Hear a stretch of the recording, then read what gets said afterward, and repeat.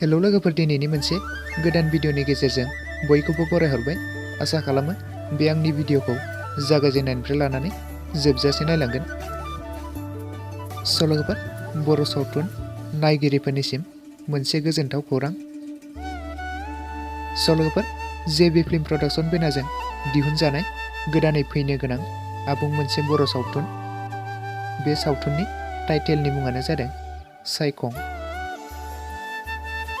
लोगोफोर, बे सावथुनाव हिर' आरो हिर'इन महरै रलखौ खालामगोन ओम प्रकाश आरो हेलेना आरो जानु, रुबुल, जेसुस, अमित, बिरफुं आरो गोबां फाव खालामगिरिफ्रा फावखौ खालामगोन।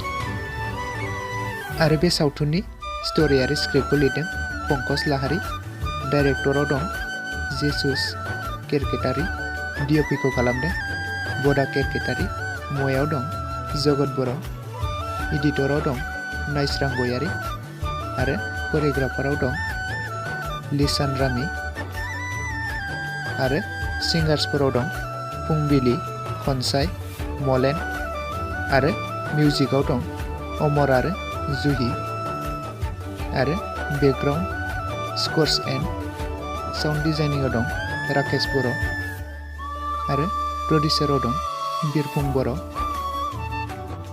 लोगोफोर, बे सावथुना जोबोरैनो मोजां जागोन। लोगोफोर, बे सावथुनखौ नायनो थाखाय बयबो नेनानै थाथ'लायदो।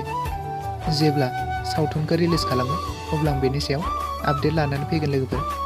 लोगोफोर, दिनैनि भिडिअ बेखिनियावनो। भिडिअखौ नायनानै मोजां मोनदोंब्ला लाइक, शेयार आरो साबस्क्राइब खालामना होबानो जाबाय। आरो खाथियाव थानाय नटिफिकेसनखौ अलाव प्रेस खालामना लाबानो जाबाय, जाहाथे आं गोदान भिडिअ हगारोब्ला नोंथांनिसिम नटिफिकेसना सहैयो।